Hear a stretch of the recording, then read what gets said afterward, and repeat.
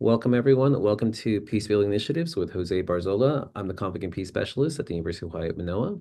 As a Conflict and Peace Specialist, I provide a neutral, private, and independent resource to assist the UH Manoa community in navigating conflicts, disputes, and complaints on an informal basis. I serve as a conflict coach, educator, intermediary, mediator, facilitator, information gatherer, simply an active listener. I also I'm involved in developing programming that I call Peacebuilding Initiatives that are focused on the importance of dialogue and cross-cultural understanding. Peacebuilding initiatives are collaborative ways of developing healthy, positive relationships via dialogue, cross-cultural understanding, and exploring ways to shift our own perspective to build compassion and empathy within our communities. Thank you all for joining us today.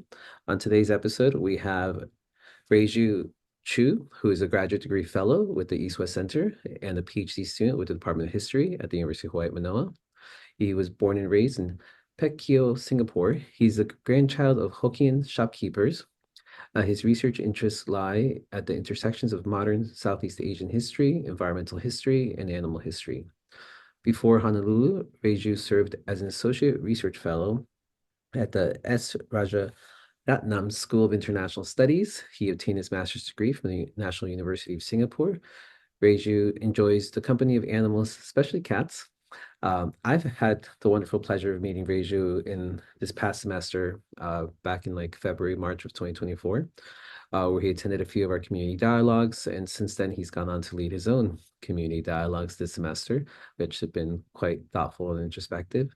Along the path of getting to know him, I learned that he has had an Instagram account called Singapore_stories that has gone on to make quite the social impact over the past 8 years on bringing awareness and education in Singapore, but also all the many places that Reiju's journey in life is bringing him.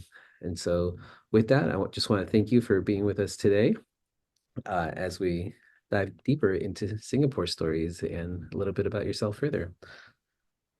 Welcome. Morning, Jose. Yeah, hello. Thank you for having me on your channel and your program. Yeah, Very no. happy and honored to be here. Well, thank you for taking me up on this. So, if you don't mind sharing a little bit more about what led to the development of Singapore Stories. Mm. Um, I started Singapore Stories as an Instagram account, I think in 2016, sometime in 2016. And actually, even the name of the account is actually a response to the name of the memoir of Singapore's first Prime Minister, Lee Kuan Yew, which is entitled The Singapore Story. And I think as a very idealistic undergrad back in 2016, I was very sure that there wasn't just the Singapore story. There wasn't just one singular story that was told by any single person, but that we should bring awareness to the multitude of stories that exist even in a tiny little place like Singapore. So I think it was motivated by that, but also with a sense that a lot of the pictures I saw on social media about Singapore was just very much limited to the high-rise skyscrapers, the tourist attractions, the things that Singapore likes to tell itself about the world. But as a history student, I believe that there are many more things about Singapore that deserve to be told about the world, told about Singapore to the world. And so initially, I started Singapore Stories as a way, sort of, as a personal response to what I felt was a very, very shallow understanding of Singapore to an outside world. I hadn't at that point in time realized how big the outside world, even the social media world was.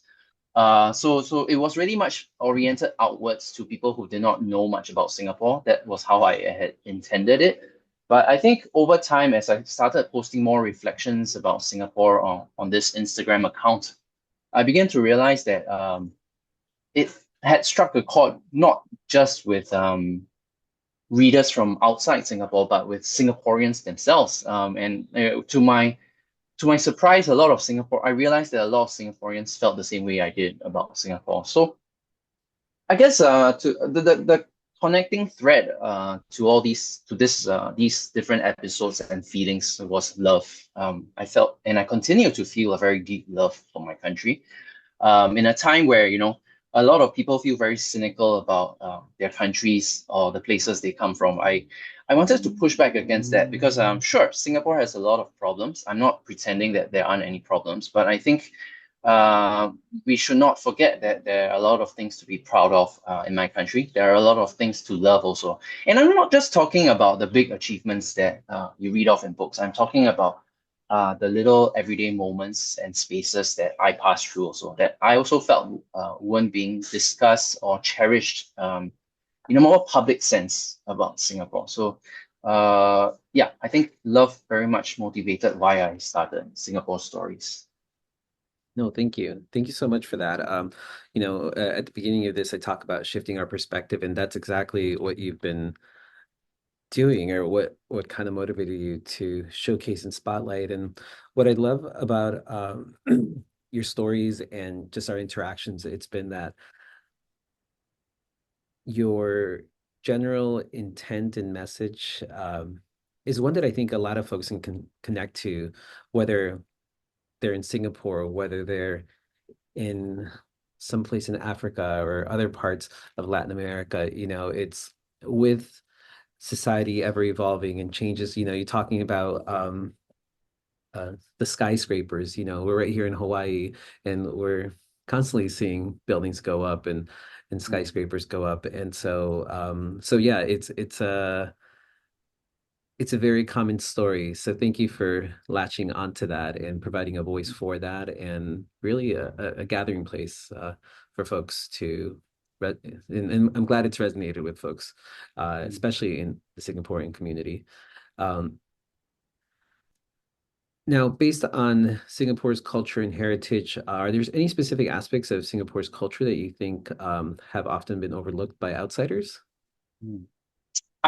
Jose, I don't really know about that because culture is such a big word. I'm very Yes. scared of it, especially in academia. So Um, I mean, as an undergrad, I tried to take on this question, right?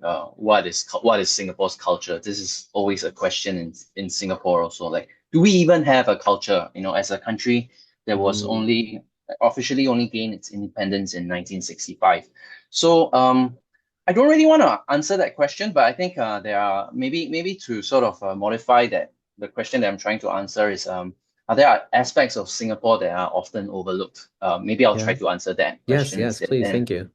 I think it's the sense that the everyday spaces of everyday Singaporeans, and even within that phrase, right? I think there's a multitude, there's a diversity of different experiences, and I think the point of Singapore Stories was not to show everyone all the possible ways in which Singaporeans experience that country, but just to hint at the fact that there isn't one story or five stories, but there's an uncountable number of stories uh, about Singapore, and an uncountable number of aspects to Singapore's uh, the Singaporean experience, so to speak. So I guess what I'm trying to show is not the entire iceberg, but just to hint at the fact that whatever I'm showing even now is just the tip of a very very vast iceberg.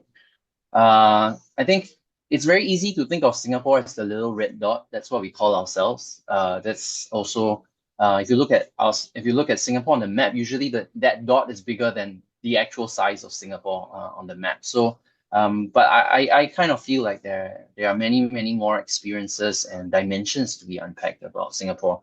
So, I guess Singapore Stories has become a project where I try to unfold some of the things I come across, whether the less seen spaces of Singapore, some of the other rivers that we have in Singapore and canals and uh, I guess natural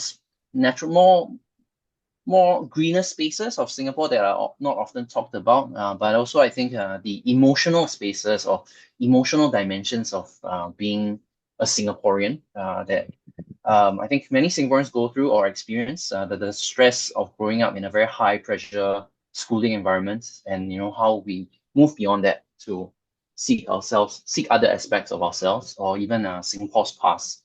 So there isn't really a really fixed category. I just really write what I think about. There's been a bit of freedom in it. It's a bit messy, but I think that is also the point of trying talk about Singapore stories. I just go with whatever I find, or whatever I think about in both my everyday lived experiences and interactions, but also in my studies as well. No, thank you. Thank you so much. And maybe a better question might be how have any specific like personal experiences maybe influence your understanding of Singapore's identity? Hmm. Mm, I think it was, I think maybe one of the biggest ones was going to university and realizing, wow, there is so much to Singapore's history that I had never even known about in the textbooks I had grown up with. A lot of the history we learn in Singaporean textbooks is political history and economic history, with a bit of a social history sprinkled in here and there. But I think I had always grown up thinking, what is my country doesn't have a history. It's too young, so to speak, to have a history. So I think coming to university and realizing, oh, there are so many other dimensions to the past, to even Singapore's past, that I had not realized. I think there was this sense of, I don't know, wonder mixed in with a bit of anger at this at the fact that, where was this all these years? Why haven't I learned of this? Why have I lived in this sort of demoralized state about my country, about the spaces that I live in, and the people I come from. So I think, um I mean, as a history major in my undergraduate, but now as a history PhD student, I think one thing I remain anchored in is the historical dimensions of Singapore. But with history, it opens so many doors to thinking about so many other things, whether about society or culture. The different places that people have come from, because Singapore is a multicultural and multi-ethnic society. But also the places it is connected to. Singapore sits at the heart of what we understand as the Malay world, in between Malaysia to the north, but also Indonesia to the south, and also to I guess, the east, uh, Malaysia as well. So we're basically surrounded by neighbors surrounded by archipelagos also. So I think history has given me access to so many other ways to think about Singapore, spatially, historically, culturally as well. Yeah. No, thank you. Thank you so much. Are there, I know people refer to Singapore as a fast-paced city. Could you share a story that reflects maybe the challenges and triumphs of living in a fast-paced city like Singapore? Mm. Oh yeah, okay. Okay, sorry. Maybe just to backtrack a bit, because I think just to go back to your question about Yeah, experiences also, I think yeah. sure that's the academic side, but of course, I guess I'm a bit nervous, but I think one thing I also want to talk about is the fact that I grew up with my grandparents in a wider extended family, and I know that you've also mentioned this idea of extended families is so much part of your growing up experiences. So this was what I had the pleasure to have grown up with. I lived with my grandmother. We would always go back and forth across the road. I lived with my grandma was just across the road. So I think, and my grandpa actually had a shop house where he was a Chinese sinsei or doctor or medicine man. So I think that experience made me realize it was very, very different from the stories of Singapore that I had grown up with in textbooks. So I think from a very young age, living with such experiences made me realize there was not just one Singapore story. There were many ways to grow up in Singapore as well. So it was what I learned in the books, but it was also what I learned at growing up and living and going grocery shopping with my grandma, or listening to stories of my grandpa. So I think these were very, very important aspects as well. But sorry, just going back to your question about the experience of living in a fast-paced city. I didn't really think of Singapore as a fast-paced city until I got a chance to go away, got to travel a bit, and then I realized, I think it was that contrast that made me realize, Singapore, relative to other countries, I guess, we live in very, very small houses, and with, the government tries to build and open up green spaces. It tries to portray itself as the garden city, um, with lots of trees, but at the same time, I think the reality is that Singapore doesn't have a lot of space. It doesn't have too much space to play with, so too much space to expand. So that there's this continual process of demolishing buildings, but also cutting down trees to clear up urban spaces. Yeah, so I think that has been my experience of growing up in a fast-paced but also very, very crowded city. Well, Reiju, thank you so much for that. And thank you for giving us really like an insight or, into life in like I've never traveled there, and I imagine a lot of Mm, our listeners or viewers may have not either. So hopefully, mm, and honestly, I think the few times that I've, especially with like since we're talking about Instagram and social media, mm, um, I swear the only thing I get about Singapore is normally there's the airport with mm, like the waterfall supposedly, and people mm, talk about I think it's one of the few places, and correct me if I'm wrong, that has a mm. Michelin star restaurant that's a street vendor, if I'm not mistaken. Yeah. So I think the other thing that has pushed me to sort of continue Singapore stories, like reaffirm my decision to continue talking about Singapore stories, is when I got to Hawaii, when people heard that I came from Singapore, it was the first response usually would be, "Oh, crazy rich Asians." Yes, I had to spend a lot that of time too. correcting that idea that, not all Singaporeans are crazy rich Asians. I, for one, Or I we like to think yeah, I don't think I'm crazy, and I'm certainly not rich. So unfortunately, I can only say I'm Asian, I guess. Yeah, neither rich nor crazy. Yeah.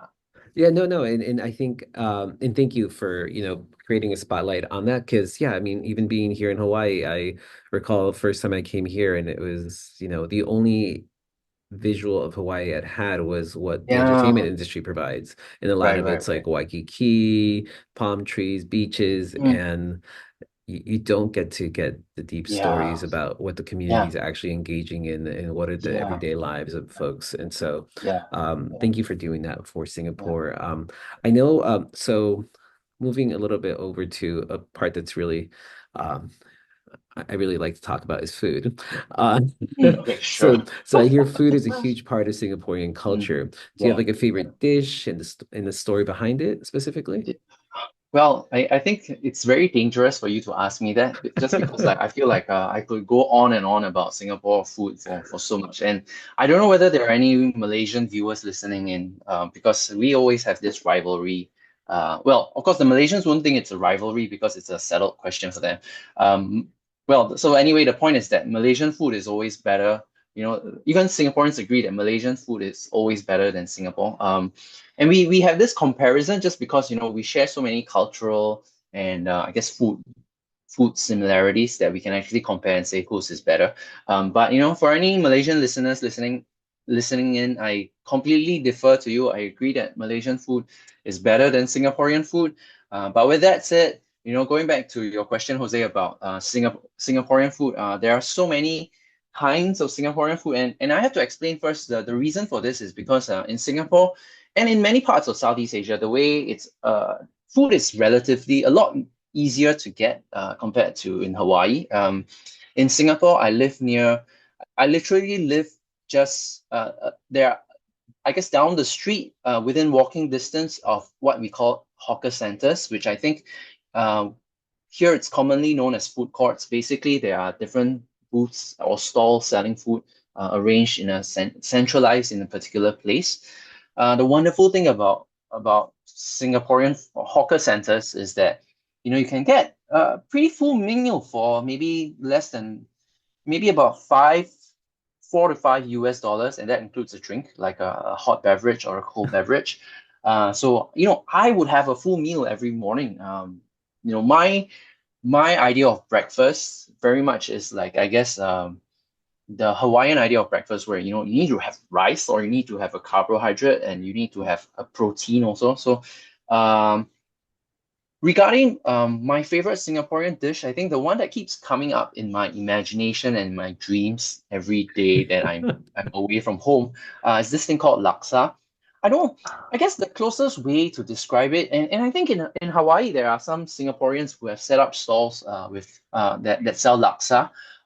There are other stalls that purport to sell laksa. I haven't tried them all, but the few that I've tried, not so sure whether I would agree with what they call laksa, but laksa is a Singapore. It's sort of a spicy coconut broth, in which there's seafood in there like prawns or fish cake, and there's you eat it with rice noodle. The rice noodles are soaked in that seafood broth. So the thing about rice noodles is they're very slippery and translucent. So they just slide down your throat and it's so spicy that your mouth is burning as you're eating this.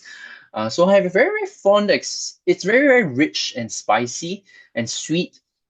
So I have a lot of very fond experiences growing up with laksa. It was a breakfast food for me.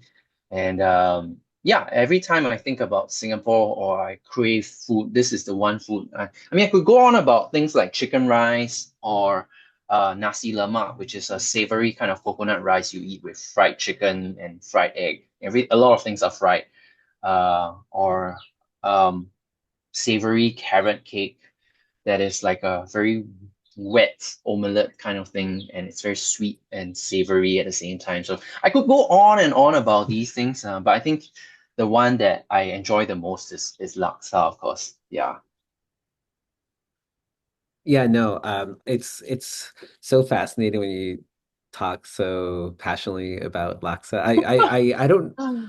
I will say I've had laksa a couple times, but I don't know what is the right type of laksa. Yeah, yeah, So, yeah. and what I find is I found laksa in other countries as well. I believe like in Mm, Indonesia and so and I yes, hear, it varies depending upon where you are. yes, And one thing I've learned over time and time again is like gotta go to someone grandma's house. That's basically what it comes yes. down to. Yeah, yeah, yeah, yeah. Yeah. So true. Yeah, That's where you can find the good stuff. yeah. Well, I hope on your journey here in Hawaii, hopefully some of the vendors get close enough. Yeah, yeah, Uh, yeah. um, what was it? Recently, I was introduced to beef rendang. I think that's how you pronounce it. Yes, yes. And even with that, I learned that there's variations about whether if it's too sugary or not sugary enough. Yeah, yeah, It yeah. depends on like the region also where it might be coming from. Like, yeah, it was just Yes, like, yes, yes. but yeah, I can Yeah. talk for food for days. That's for true. Yeah, and Uh, I've realized this, right? Even I mean, what I learned from my Filipino friends, everyone has a different opinion on what adobo should taste oh, like or how it should be made. So, I have and I know all Singaporeans have different opinions on how, different foods should taste or should be made as well. Yeah. I love that. Like, I just love that, I think across so many different cultures, all of us the friends that I get along the most with are people, who have very serious and passionate opinions about food. I respect that, even if I don't agree with their opinions on food. that's great. That's so great. Speaking of food and going back to Singapore stories, I noticed you don't post a lot of food on Singapore stories. Is that Oh, intentional or you no, just not at you all. eat it I, before it gets the photo taken? now that you say it, it's probably long overdue for a food post, and maybe that will be my next post. Um, that's not at all, and I think part of the reason is because paradoxically, food is always on my mind, and I feel like I don't want to bore people talking about food nonstop. But I think I've written, I've posted, so it's been 8 years since I started. So like there are literally hundreds of posts and reflections on that Instagram page. But I remember I've written about durian. That's also another thing. Yeah. It's a tropical fruit that Yes. has inspired very, very strong reactions, not just from people but from the authorities also because of its pungent smell. I've written about durian. I've written about chicken rice also.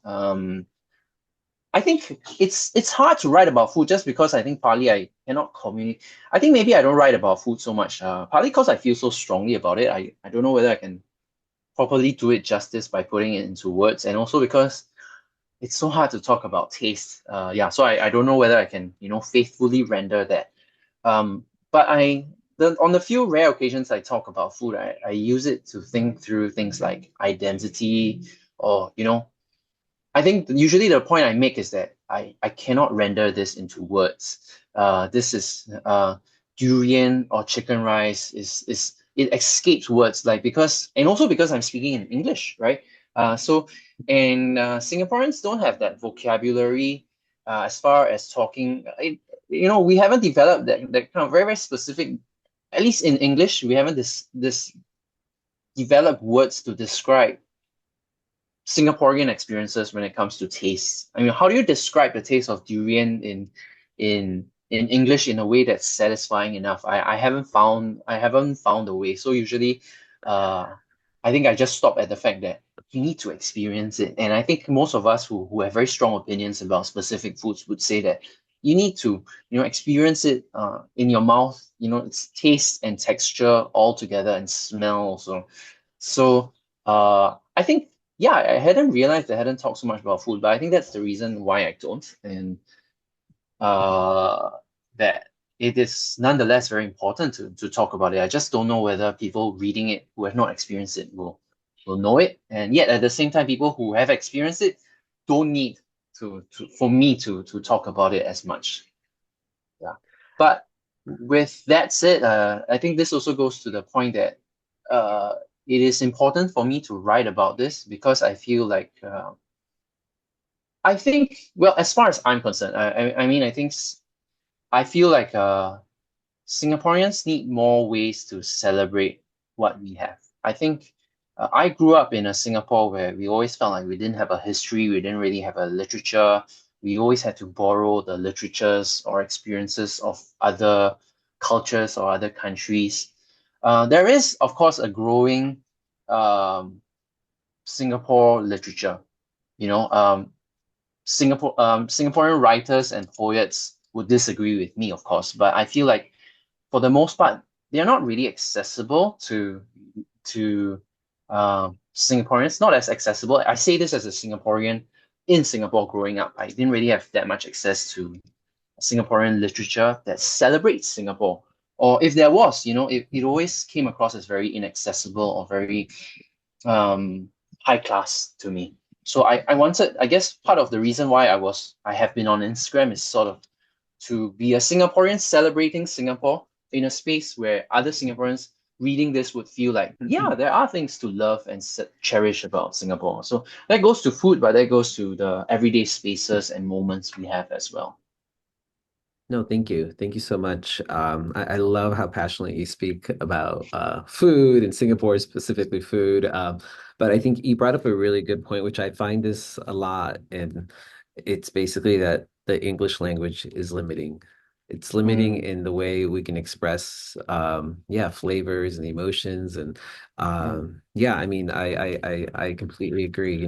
Sp being a Spanish speaker first, mm, yeah, there are words that there's just I always give the example that there's like 20 different ways to express different levels of like an emotion, where mm, in English there's like one, two words maybe. mm. Uh, Right, right, and right. so yeah, so yeah, I guess we'll just have to learn the language and truly experience Yeah, yeah, the yeah.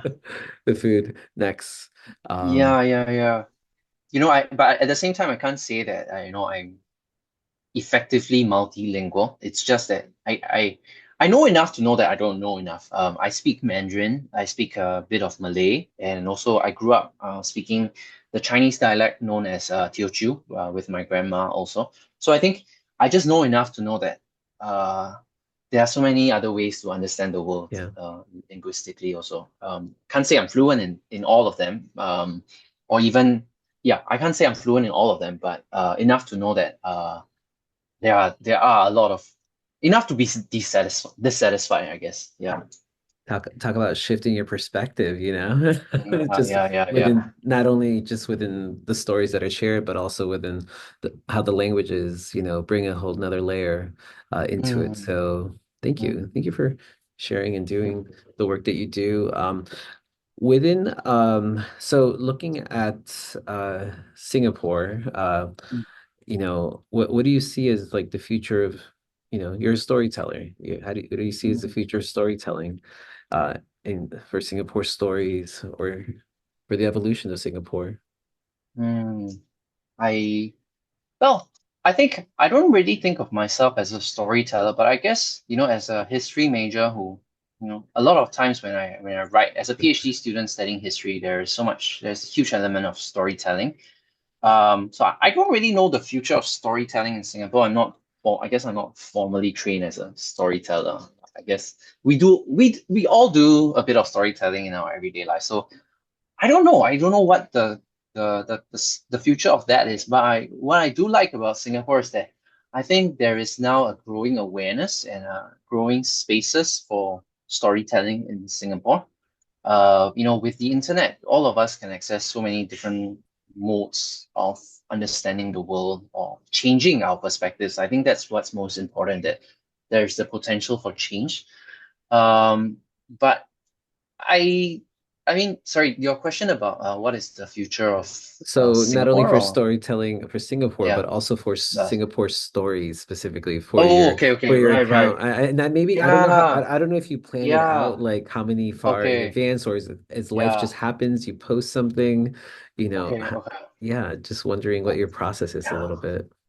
Okay. Thank you for asking me that. I honestly don't know. And these kind of it's funny because I've been telling people I don't know for and I just make it up as I go along. Of course, Instagram and the social media algorithm has been pushing us towards a trend of making videos and reels. And honestly, I have to tell you, Jose, I'm too lazy to make reels, and I don't have a flair for video editing. I feel like I think there's this sense that if I go down that path, it changes how I want to move. I guess for me, it's Singapore Stories has always been a place, not so much even storytelling, but just for a place for me to think through. I think best when I write, I guess. So I think it's been a space for me to think about Singapore, to think about my place in the world and my place in Singapore. So I don't really have a sense of I don't have any like real serious plans about Singapore Stories as an Instagram or social media account. There have been many uh, over the years, there have been many friends who have asked me to either take it in a new direction, take it in a bigger direction, or monetize it. And there has always been that temptation to do that. But I think at some point I've made my peace with the fact that I think I'm okay with not monetizing it. I'm okay with not expanding it on a larger scale.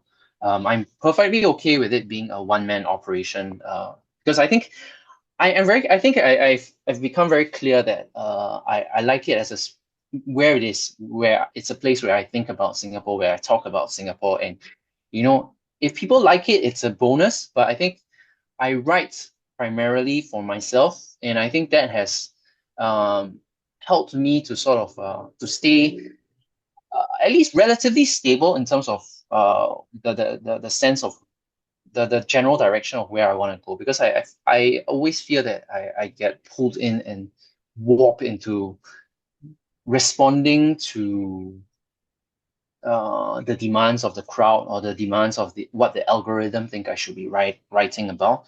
And of course, there is that pool. I do write I write a bit more. And for instance, like you telling me you haven't really written about food makes me want to maybe make a food post soon. But at the same time, I try to, I guess, focus more on what I would like to write, because I think there's nothing more terrifying than being fooled by what you think other people want to do, what Yeah. want you to do. So the future for Singapore Stories is, I guess, pretty much still relatively the same. I don't have any grand intentions. Just also because I need it to be sustainable to my other aspects of my everyday life also. So I think that's also why I don't really want it to consume me. There is also, but there is I do really hope that one day I hope to put some of these pieces into some sort of publication. I don't know whether that's too grandiose or delusional of me. I think but that is one dream that I have for some of the things I've written. I think I would really hope for this the kind of writing I've had, it seems to have resonated, and I hope to put it into uh, sort of, I don't know, a small print publication that can be shared with people in a physical form as well. Yeah. No, I think that's beautiful. Yeah, let me know when it comes out. Happy to, pick up a few copies. I could also see where it could, be part of an exhibit, select pieces. Mm, mm. There's a whole nother world ways to have it grow. But I appreciate your very like kind and just low key of like I'm okay with it just being me. It doesn't have to be like a full like magazine where you have multiple writers and Yeah. where it could evolve into so many other ways. And so and yeah, just taking that realistic approach of um yeah, it'd be fascinating just to see where the Mm, journey of life takes you. I don't know if as a mm, PhD history, are you looking to go into academia or do something okay. specific Yeah. else with that? Hmm. Sorry. So your question is where I see So myself going also. yeah, yeah. What do you and you don't necessarily even have to have it all figured out at the moment, and Mm, yeah. hopefully your Yeah. faculty Yeah. aren't listening in. Oh, I hope my future employers aren't listening in also. Yes, Or yes. maybe they are. I hope they are. I don't know. Yeah. I guess for me, I am a PhD student now with the University of Hawaii at Manoa, with the history department. So I guess I do hope eventually to get a job. That is ultimately my one biggest ambition, really, to find a job that would, after my PhD, that can basically feed me and sustain me so that I can continue doing the things I like to do. I mean, I think I'm very realistic. I have to be realistic that academia is not, the prospects for academia have not been good even 5 or 10 years ago. So, but I figured, embarking on this journey, this PhD journey, despite all the prospects and the difficulties and constraints, I feel has been very important for me, um, because I think we only have one life to live, and if we have to take the chances that are given to us, because I think life is, I think we make money as a means rather than an end, and I think the problem is that living in Singapore, it's very easy to compare with a lot of people. There's always this chase for material benefit and material wealth. I think that's important, of course, but I think it's also for me. I think it was important for me to seek out other things also. I think moments and knowledge that makes me feel a sense of wonder, a sense of awe at the world. It makes me realize, I'm just one small dot in a wider world, not just geographically, but also across time. I'm just one moment in a very, very long, in so many other things that have happened. So I think the PhD has allowed me, the process of the PhD has allowed me to sort of continue this search. Where it goes, I don't really know. All I just want, I guess, eventually is a job and some financial security. But I think for me, it has been very important to I guess chase knowledge, chase experiences, meet like-minded people. So I think, yeah, I feel like it has always been more fun to have this a broad direction and intention, but then let the world take you, and then be open to whatever opportunities that come up as well. Yeah. No, thank you. Thank you so much. That's I'm glad you I appreciate your very like realistic approach and being aware of, the complexities of life and just at the end of the day, just need something to, sustain me and so I can continue to do maybe help develop Singapore stories into a book one day. That's Yeah, really yeah, uh yeah. um going back a little bit to Mm, Singapore, anything you'd recommend to someone who were to visit Singapore for the first time? mm, What story or experience would you recommend they try to seek out? mm, mm. I think, for sure, check out the tourism aspects. I think Singapore does tourism very well. And a lot of that tourism is concentrated in what we call the civic district, the urban core of Singapore, where a lot of the skyscrapers, a lot of some of the colonial history is at. I think they've done it very well, and I don't disagree with, how Singapore's tried to show that story. But I think the only problem with that story is that it's incomplete. It's a good story, it's well told, very well curated, but I would recommend that anyone who's going to Singapore to go to, beyond that, literally spatially, Singapore is very well connected in terms of public transport, just because we are very terrified of gridlock and traffic jams. So the Singapore government makes it very expensive to own a car in Singapore. But Oh, in compense, yeah. So I'll get to that in a moment. But in exchange for that, we have a pretty well developed public transport infrastructure. And so you could hop onto a train or a bus, and easily within half an hour you can go to public housing. Develop A lot of Singaporeans live in public housing, so a lot of public housing estates. I grew up in a public housing neighborhood, where all our hawker centers are, all these towns. So I would recommend anyone visiting Singapore to go to these hawker centers as well.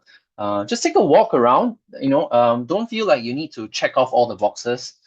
I, as a tourist and as a Singaporean, always feel like I need to check off all the boxes. So I understand that, but I think try to take a walk. Just be in that space. I know it's difficult also because these days in Singapore it's very hot and humid. But try to be with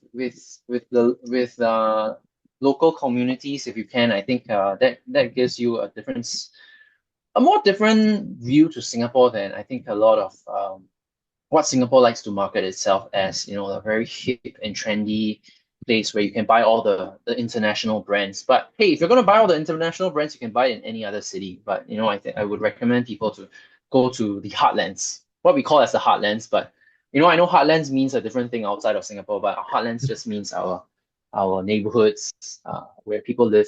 Yeah, and it's not difficult to get around to these places. So yeah. Um, yeah, I think just going back, I also mentioned that it's very expensive to own a car in Singapore. Yeah, I think something easily on the scale of maybe 50,000 or 60,000 US dollars just to own a certificate of entitlement, a piece of paper wow. that entitles you to buy a car, things like that. So when I came to America and my friends asked me, have you ever thought of buying a car? I was just like, a car? And then I realized what they meant because, a car here costs, the cost of a car here is very, very different from the cost of a car in Singapore.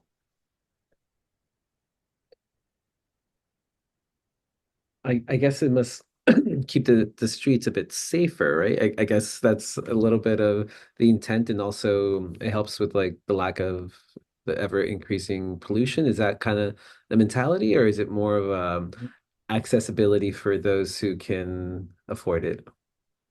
I think it's a lot. I mean, those seem to be like byproducts, the safety. I mean, I think safety in Singapore is a product of many overlapping factors, of which I've never thought of car ownership as helping, like trying to keep down car ownership as helping in the safety of it. But I think it has definitely helped in creating more walkable and livable towns. But at the same time, cars remain a status symbol in Singapore. So, people might not necessarily need a car, but they want a car. And a lot of times that car is spent unutilized. Most of it is just spent, you pay so much money just to park the car. That was the reason my parents eventually sold their car. I grew up, I was very, very lucky to be in a household where there was a car. Definitely very convenient. And I think for families, it's definitely much more necessary. But yeah, there are definitely still cars. The traffic jams, definitely still a problem. Air pollution, not so much occasionally, but I think what I have enjoyed is, I guess, getting around relatively Yeah. easily on public transport. Yeah. Well, thank you. Thank you so much for, I know we've jumped upon a couple different topics during Mm, today's mm, conversation, and I appreciate your mm, candor and your mm, openness to dialogue. mm, And I have to say, you always tend to be very reserved in, confirming you're not going back to you saying you're not a storyteller, and don't feel as though you've mm, been trained as a storyteller. mm, I don't think many storytellers have ever been trained as storytellers. It's just something you pick up. And I mm, find that it's something many times it's, we learn best through modeling, through mm, those that we've interacted with in our lives. And mm, maybe it's your grandparents. They may have been some really good mm, storytellers, and you mm, practice some great active listening, and here you are today. Because I have to say, from meeting you the first time when you came to community dialogues, I was like, ah.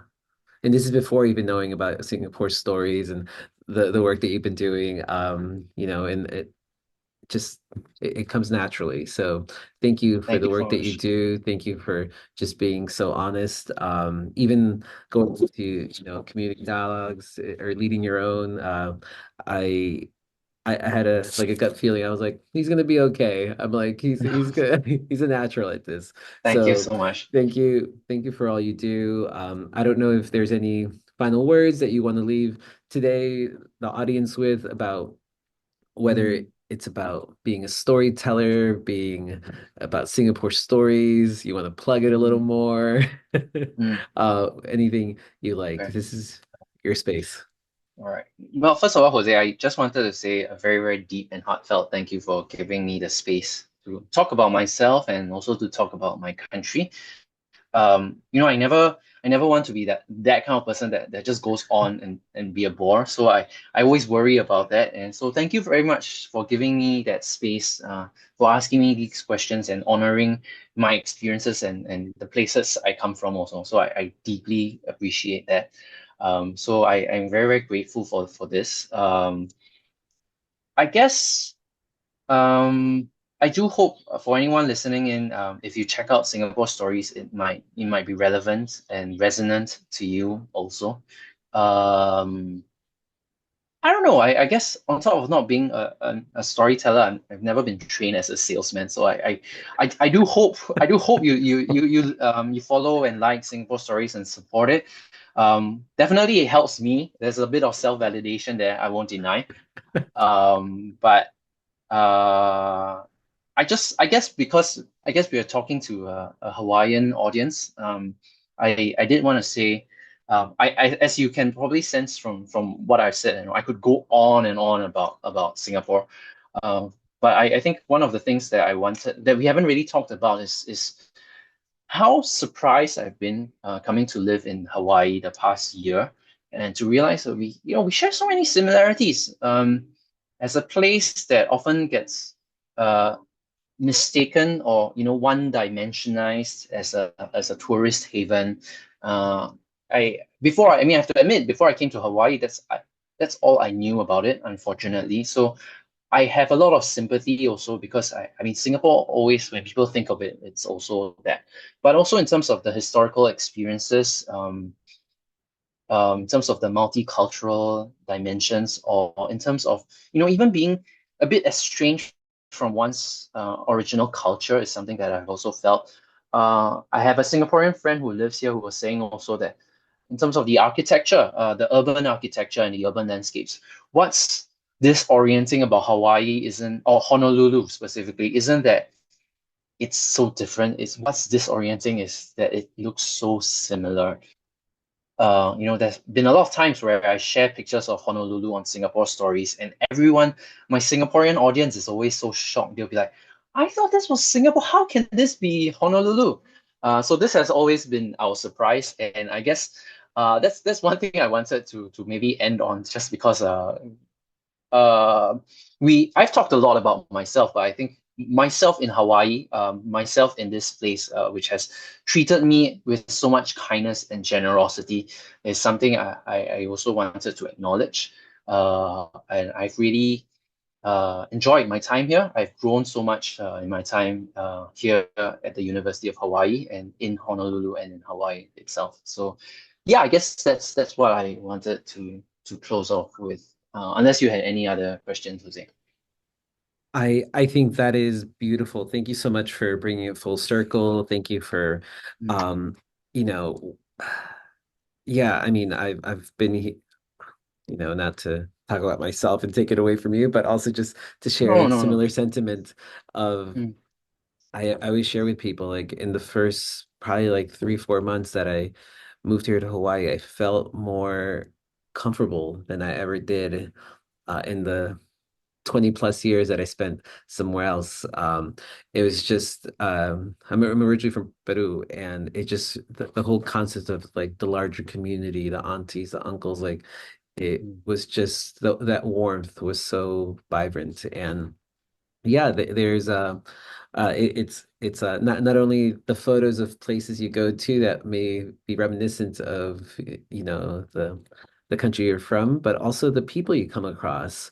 You know, Peru is such a fusion of various, communities and cultures over many um, generations that, I mean, to be completely honest, Reiju, Mm. you could be one of my cousins. Uh, like, Wow. yeah, like, like that's Wow. like, I come across some aunties who are Kanakamoli, I'm like, oh, you remind me of like one of my grand aunties, like, like Oh, it yes. Yeah. the the it doesn't matter that it's thousands of miles away, different lived experiences. Uh, the opportunity for connection is there. And I think that's really what's been beautiful about it all. The opportunity of just life in general, just being able to connect with folks.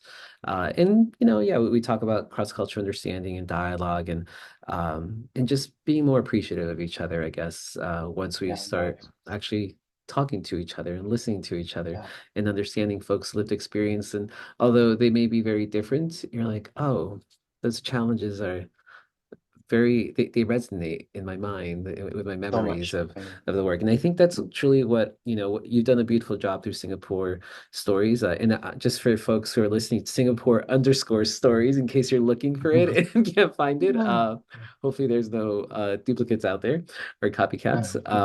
But yeah, the journaling that you do, the storytelling that you do through the Singapore underscore stories is very reminiscent about our lives, our everyday lives as we transition, as migrants, as refugees, as we strive to hold on to or we recall, the memories of our childhood and um Mm. fortunately how they have evolved and changed so much. And we obviously took a deeper dive into this in our recent community dialogue Mm. about the concept of home and is home still really there if the what you remember isn't there. It's evolved into Mm. so many different spaces, but and obviously you've done a much beautiful job of No, no, recapping no. that. And everyone who wants to, please go check out Singapore underscore stories to hear that. But yeah, no, thank you. Thank you for building those bridges through your storytelling. And I look forward to continuing to follow, collaborate, and exploring new ways to bring Singapore underscore stories to um, more people and get you more followers.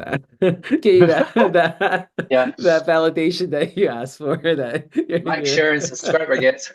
yes, yes, Yeah. yes. But yeah, we'll have details on how to connect with this and the summary of this as well. This will be on YouTube channel Peacebuilding Initiatives, as well as the podcast that's on Spotify called Peacebuilding Initiatives, and then we'll be airing on K2H Honolulu 90.1 FM on Tuesday mornings. So thank you so much, Reiju, for your time today, for your kindness, and for going on this journey. And I look forward to seeing how it all evolves. Thank you so much, Jose. And thank you again for giving me this space to talk. I really appreciate it. Yeah. Take care. Okay. See you.